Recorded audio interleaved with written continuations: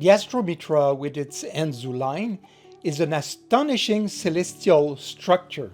However, the way in which ancient myths preserved this universal consciousness is equally breathtaking. Now we will learn more about the Anzu line in relation to its universal primeval myth. Let's see the sky in 2025 in stereographic projection, as if we were lying down looking up at the sky. The red line is the horizon. Let's add the galactic grid in green. Today, around 58 degree latitude north, you will see the Anzu line on the horizon. But with the atmospheric distortion, you might not see the three stars at once. Within 10 minutes, one star sets under the horizon while the other rises. Regardless of Regulus on the horizon, at any age you can value the Anzu line like the famous thunderbird of the North American natives. Sirius rises almost with the setting of Altair. After the Sirius setting, Altair rises from the eastern horizon. The marking is a symmetrical X, the symbol of the thunderbird among many native tribes. This symmetry cuts the celestial dome into two halves about 180 degrees apart. Some chiefs were signing peace treaties with the thunderbird X as a symbol of peace and order. Notice the Anzu line in red and the galactic line in green.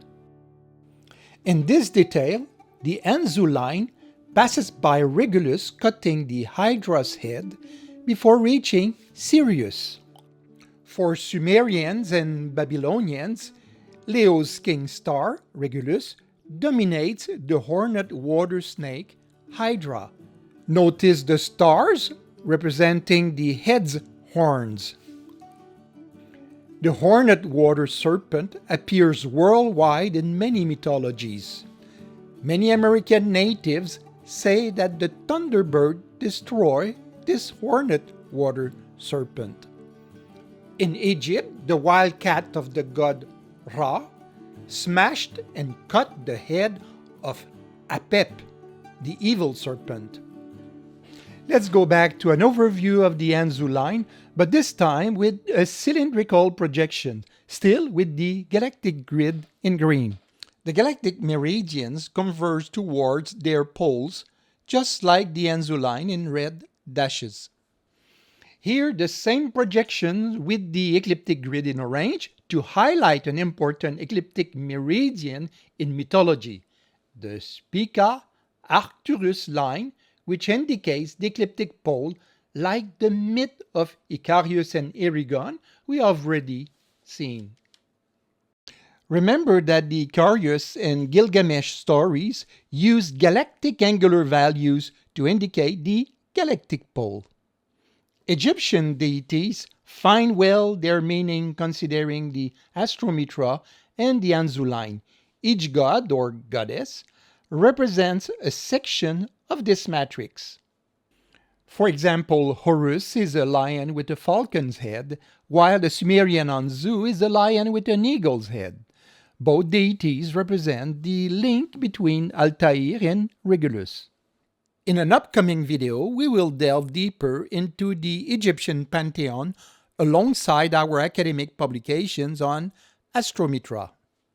The existence of a matrix such as the Astro-Mitra clearly implies that primordial cultures were of monotheistic beliefs. Let us look at the universal mythemes taken from this section of the sky, that of a character whose side is pierced. Everything suggests that it is the constellation of Baurts that is pierced by the Anzu line. A reminder, Arcturus is the brightest star in the northern hemisphere. Along with Spica, it forms a meridian of the ecliptic grid, shown here in orange. Now the galactic grid in green with its pole, simply to remind that the Anzu line is a galactic meridian. The two stars Epsilon and Sigma in Baurts have negligible magnitudes. However, they represent the hero's pierced side, a wound that echoes in several mythologies around the world. The Arcturus-Spica alignment represents the sacred fire that descends from the sky like Agni, the Hindu god, son of heaven who descends to earth to sacrifice himself. He is seated on a ram, an animal dedicated to sacrifice by fire. Hindus commemorate his sacrifice with the Arani Agni Manta ceremony. The rotation of the axis ignites a fire that represents the Arcturus-Spica line. The word lamp in French, agneau, comes from the Greek agnos, which means pure or chaste. The Greek verb agnizo means to purify by fire or water. For our ancestors, this meridian gave its fire to the luminous stars circulating on the ecliptic, such as the sun, the moon, and the planets. Among the Native Americans of the prairies, the sun dance reflects the piercing of the suffering hero, much like Odin or Vodun, the Germanic god.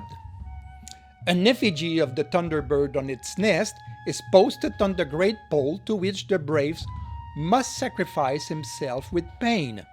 We thus find the Anzu line and the pierced Bowards constellation. In the light of the Anzu line and the pierced Bowards, we could decode the myth of Prometheus among the Greeks, of Amirani in the Caucasus, and of Artavads among the Armenians. In South India, Kavadi participants pierce their skin to commemorate the story of the god Murugan linked to Agni. The my themes of these stories seem to be linked to Anzu and the pierced Bowards. The trigonometry of Astro-Mitra and its Anzu line cannot leave us indifferent even if we are impassive to mythology. To further surprise us, the angular distance between the wound of Bowards and the galactic pole is a quarter of 90 degrees, and Altair is at 30 degrees from the ecliptic line. When the Anzu circling line sets on the horizon, the galactic line becomes an orthogonal meridian passing by the zenith. The celestial structure reminds the shape of a handled basket or a bucket. In the next video, we will see how a hinged handled bucket is a powerful tool to teach the geometric structure of the Astro-Mitra with the Anzu line and the Tree of Life.